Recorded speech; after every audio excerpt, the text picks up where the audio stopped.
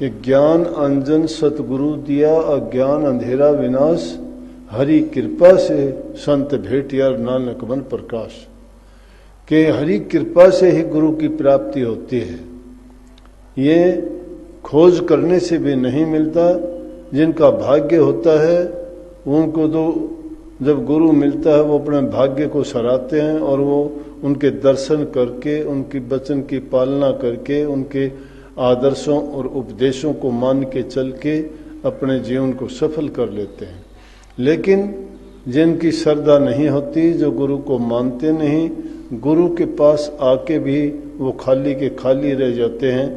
अगर सरोवर के पास जाए कोई और वहाँ से बिना पानी पिए आ जाए फिर भी प्यासा जाए तो उसका वहाँ जाने का क्या फायदा है। परंतु गुरु के पास तो जाने से अगर मूर्ख से मूर्ख भी, कही है रामायण में लेख है, गोस्वामी तुलसीदास जी लिखते 60 सुधरी सुसंगति पावा, कि 60 मूर्ख इंसान भी अच्छी संगति प्राप्त करके सुधर जाता है, उसमें गुण आ जाते हैं। अगर तुम पानी के पास जाओगे तो तुम्हें शीतलता मिलेगी, अग्नि के पास जाते हो तो तुम्हें गर्माहट मिलेगी, अगर तुम बाग बगीचे में जाते हो तो तुम्हें अच्छी खुशबू मिलेगी, अगर तुम गंदी जगह से गुजरोगे तो तुम्हें वहाँ बदबू मिलेगी, अगर तुम नेक इंसानों में सुसंगति करोगे तो तुम्हें अच्छे विचार, अच्छे ख्यालात और अच्छे जो बात मिलेंगी वो तुम्हारे जीवन को बना देंगी, सुधार देंगी। इंसान का जन्म मिला बहुत बड़ी बात, उससे भी बड़ी बात हिंदुस्तान में मिला कि जिसमें गुरु की शरण लेके परमात्मा के साक्षात दर्शन करने का मौका यहाँ मिलता है और कहीं नहीं। उनकी पूजा तो एक आदि काल में कोई हो गया, उसी को खुदा मान के उसी को पूजते हैं, कर्म में बदलाव नहीं आता। अगर उन्होंने किसी को मान भी लिया तो उन पर कोई पाबंदी नहीं लगी। वो लोग जाते हैं अपने धार्मिक स्थानों पे जाते हैं, अपने देवताओं को पूज्य मानते हैं, उनको पूजते हैं। हम भी सम्मान देते हैं, किसी का आलोचना नहीं करते, लेकिन वो उनके जीवन को नहीं संवार सकते। इसीलिए स्वामी जी महाराज ने तो कही कि पिछलों की जो धारे टेका, जिनको कभी आंख नहीं देखा, पुस्तक में सुनी उनकी महिमा, और उनकी महिमा को सुन के उन्होंने ये बना लिया कि उनके दर्शन पाके और मत्था रगड़ के हमने अपने दोष और कर्मों को कटा लिया, दोषों को बख्शवा लिया। ये उनकी भूल है, क्योंकि उनको मना नहीं करते, वो कुछ भी करते रहे, अपने मन की भक्ति करते हैं। वो उनका मन कहता है कि चलो आज तो वहाँ जाके मत्था टेक के आएंगे, आज वहाँ जाके प्रसाद रख के आएंगे, आज वहाँ जाके दर्शन करके आएंगे।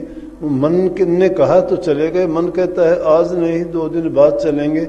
अगर गए भी तो तुम्हें ये नहीं कहता कि तुम इतने दिन में क्यों आया, गए भी तो तुमसे ये नहीं पूछता कि तूने अपना जीवन खराब क्यों कर लिया, तूने शराब क्यों पी, तूने मांस मिट्टी क्यों खाई, तूने किसी को कष्ट दुख क्यों दिया, तूने किसी से झगड़ा मुकदमा क्यों किया, तूने अपनी बर्बादी के रास्ते और उल्टे सीधे कर्म क्यों किए, कौन पूछेगा उससे। इसीलिए जिंदा गुरु की जरूरत है, हाजिर गुरु की जरूरत है। हाजिर और जिंदा गुरु के पास जाओगे, तुम्हारा हाल चाल पूछेंगे। हाल चाल इंसान अगर किसी से बात भी कर लेता है तो आधा तो उसका दुख तकलीफ और पाप कर्म उसी टाइम बट जाता है, उसी टाइम बट जाता है। इसलिए जिंदा गुरु जो होता है वो तुम्हें जो तुम्हारे कर्म है उनका स्वरूप बताता है कि तुम्हें ये कर्म निषेध है, नहीं करने चाहिए, और जो नेक कर्म है उनको करने के लिए तुम्हें कहते हैं कि ये अच्छे कार्य हैं, ये तुम्हें करने चाहिए, इनसे तुम्हारा जीवन बनेगा, तुम्हारा घर गृहस्थी सुधरेगा, तुम्हारी दुनिया संवर जाएगी, तुम्हारे पाप कर्मों से छुटकारा होके तुम्हें शांति मिलेगी और तुम्हारा जीवन खुशी से बीतेगा। इसलिए जब तक तुम गुरु के पास जाते नहीं, उनकी बात को मानते नहीं हो, तो कहाँ से तुम्हारा जीवन सफल होगा। इसलिए गुरु का ध्यान करने के लिए कहा कि गुरु ध्यान धरो तुम मन में। अरे गुरु का ध्यान धर के तो देखो गुरु ने तुम्हारा कितना हित कर दिया। वो लोग जानते हैं जिनका हित हो गया, कितने लोग आपको मिलेंगे कि मेरा जीवन संवर गया। मैं अगर दूसरों की क्यों कहूँ, मैं तो मेरी अपनी कहूँगा कि जिस रास्ते पे मैं चलता था, अगर उसी रास्ते पे चलता रहता तो आज आपके बीच नहीं होता। क्यों नहीं होता कि खोटे मंदे कर्म तो आदमी को बीच में ही उसको कर देते हैं धराशायी। खोटे कर्म करते, मंदे कर्म करते, कोई रोग लग जाता है, कोई बीमारी लग जाती, कहीं किसी से लड़ाई झगड़ा करते, कोई खान पान हमारा शुद्ध नहीं होता, नेक इंसानों में हमारा बैठना नहीं होता, और उससे भी बढ़ के गुरु की दृष्टि हम पर नहीं पड़ती, उनकी दया नहीं होती, उनका आशीर्वाद नहीं मिलता, तो क्या था इंसान? अरे आशीर्वाद जिसको मिलता है, गुरु तो इस प्रकार से संवार देता है, पत्थर में से हीरा तराश के उस हीरे को कीमत देता है। मिट्टी में मिली हुई कीमती चीज को निकाल के उनको कितनी कदर दे देता है। गुरु ही शिष्य का जीवन बनाता है, लेकिन वो शिष्य जो अपना आपा गुरु को सौंप देता है, जो गुरु का बन जाता है तो गुरु उसका ही हो जाता है। जो गुरु का कभी बना नहीं और फिर वो गुरु के गीत गाता है तो गुरु उसका था कब? नहीं, क्योंकि उसने मन से गुरु को नहीं माना, अपने ख्यालात और विचार गुरु को नहीं दिए, उन्होंने अपना जीवन गुरु को नहीं सौंपा। मान बढ़ाई के लिए, झूठी उस चीज के लिए हम मानते रहे, गुरु गुरु के गीत गाते रहे, नाम के गीत गाते रहे, लेकिन गुरु के आदर्श अपनाए क्या? गुरु तो शिष्य के जीवन को संवार देता है। ये गुरु का ध्यान करने की बात यह है, अरे गुरु ने तुम्हारे ऊपर जो उपकार किए उनका ध्यान कर। गुरु का ध्यान ये नहीं कभी किसी ने बता दी, सब गीत गाते हैं कि गुरु की मूर्ति हृदय में धर लो, गुरु की मूर्ति का यहाँ ध्यान कर लो। लकीर के फकीर बन के पीटते हैं। ध्यान धरने का मतलब ये थोड़ा है कि यहाँ 4 मिनट बैठ के अगर तुमने गुरु की तस्वीर देख के और सोच लिया कि मैंने ध्यान कर लिया। ध्यान ये नहीं है।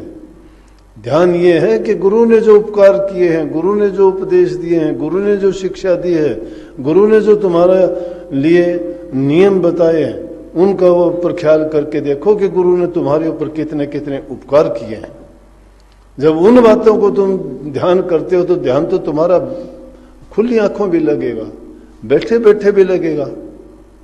इसीलिए कबीर साहब ने कितनी कमाल की बात कही कि आंख न मुंदूं, कान न रोंदूं, काया कष्ट न धारूं, खुली आंखें हंस हंस देखूं, सुंदर रूप निहारूं। खुली आंखें हंस हंस देखूं, खुली आंखें तस्वीर नहीं देखता वो, खुली आंखें बैठे बैठे विचार और ख्यालात करके देखो गुरु दूर कहाँ है तुमसे। गुरु तो है, हमारे जीवन में बसा हुआ है, पल पल में बसा हुआ है। जो कुछ है गुरु का दिया हुआ ही तो है।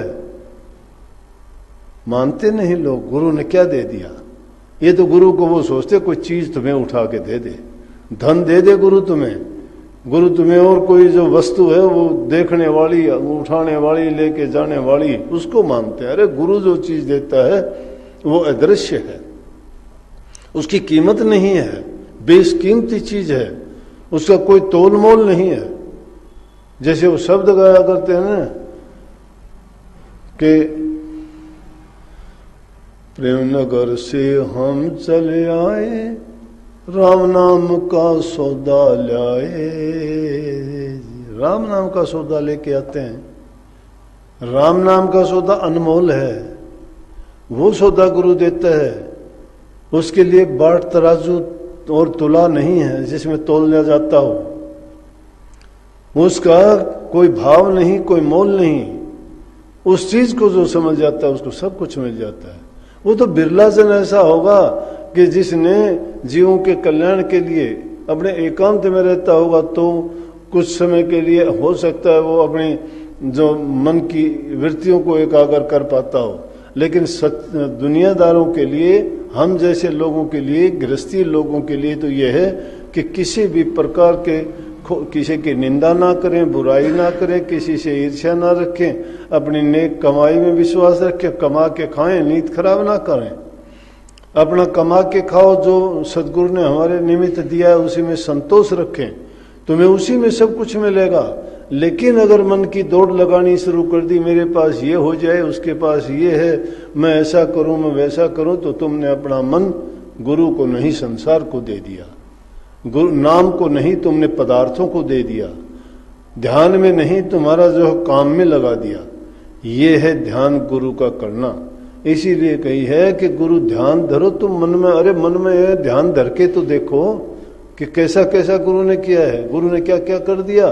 फिर रूहानी रास्ते की ओर जब चलते हो तो गुरु ने जो जो कार्य किए, जिन जिन रूहानी मंडलों का तुम्हें ध्यान करवाया, जिन मंडलों में फंस के जीव के जहां जहां खोटे मंदे कर्म थे और किस दर्जे में फंसे हुए थे, उन सब कर्मों से आपको बरी करवा दिया। इस प्रकार से जब हम उस ओर चलते हैं और ये ख्याल करते हैं तो हमारी जो है वो सब की हुई बुराइयां, किए हुए पाप सब धुलते चले जाते हैं और मन, विचार और हमारी भावना शुद्ध और पवित्र होती चली जाती है। ये है गुरु का ध्यान।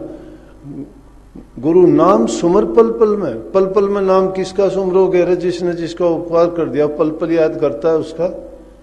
जिसने किसी की भलाई कर दी उसका बार बार गीत गाते हो, मेरा ये काम उसने किया, मेरा ये काम उसने किया। गाते हो कि नहीं गाते? हाकिम की नौकरी करते हो, तुम्हें अगर थोड़ा सा भी अच्छा बर्ताव करता है, तुम्हें कोई रोजगार दे देता है, पूरी जिंदगी उसका एहसान नहीं भूलते। लेकिन सतगुरु तो तुम्हें वो चीज बख्शता है जो दुनिया में कहीं भी नहीं मिलती। और फिर क्या गुरु का उपकार मान जाते हो? नहीं मानते। खोटे मंदे कर्म खुद करते हो, नाम गुरु का लेते हो। गुरु की ओट लेके कोई किसी के बहाने ना लगाओ। अगर ऐसी भावना कोई रखता है तो वो जो है गुरु का ध्यान नहीं है, वो मन का ध्यान है, मनमुक्ता की भक्ति है। वो दुनियादारी की और काल की भक्ति करता है। सतगुरु की भक्ति करने वालों के विचार एकदम अच्छे, शुद्ध और पवित्र। वो तो दुश्मनों को भी, दुष्टों को भी बख्श देता है, उनकी ओर भी ख्याल नहीं करता। इसीलिए इस शब्द में जो मैंने लिखा था, ओगुण चूक माफ मरे कीजिए, क्योंकि ओगुण चूक हम करते हैं, संसारी हैं, कदम कदम पर भूल करते हैं, जानबूझ के भी करते हैं, अनजाने में नहीं, जानबूझ के। क्योंकि जिस दुनिया में हम रहते हैं वहां काल का साया है, माया का पसारा है, और उसमें रहने वाले जीव मुश्किल से ही बच पाते हैं। गुरु की कृपा हो तो ही जीव बचता है, नहीं बचता। इसीलिए कहे कि ओगुण चूक माफ मरे कीजिए, गलती भूल पर ध्यान ना लीजिए। सतगुरु आप दरिया हो, आप समुद्र हो, आप दया के सागर हो, आप करुणा निधान हो, आप सब पापों को धो डालने वाले हो, आप विशाल हो। विशालता में ये हमारी तुच्छ चीजें हमारे से होती हैं, तो हमारे ओगुण चूक की ओर जो महान होते हैं वो छोटी चीजों की ओर ध्यान नहीं देते। तो आप उन चीजों की, हम गलती चूक भूल जो की हैं उनकी ओर ध्यान ना करके हमारे जीवन को आप हमें अपने चरणों में जगह दें और हमारे जीवन को सफल बनाएं। ये गुरु से वो प्रार्थना जो दिल से निकलती है, विचारों से निकली हुई काम नहीं देगी। अपने मन से जब तुम पूर्ण रूप से समर्पण कर दोगे तो गुरु तुम्हारे अंग संग रहेगा, अंग संग रहेगा। घबराने की, चिंता करने की, डरने की कोई जरूरत नहीं। मालो माल कर देता है गुरु के ध्यान करने वाले को। तो गुरु का ध्यान किया करो। काम से में होते हो तब भी विचलित ना हो, काम करते रहो, ध्यान गुरु का रखो। मन में बातें ख्याल वही रखो, याद रखो गुरु ने क्या कहा था। क्यों दूसरे की बातों को उठाए फिरते हो? उसने ये कहा था, उसने वो बोला था, वो ये करता है, मैं वो करता हूं। वो तुम्हें बिगाड़ देगा। वो वजन तुम्हारे दिमाग पे, ख्याल पे, विचार पे वही रहेगा।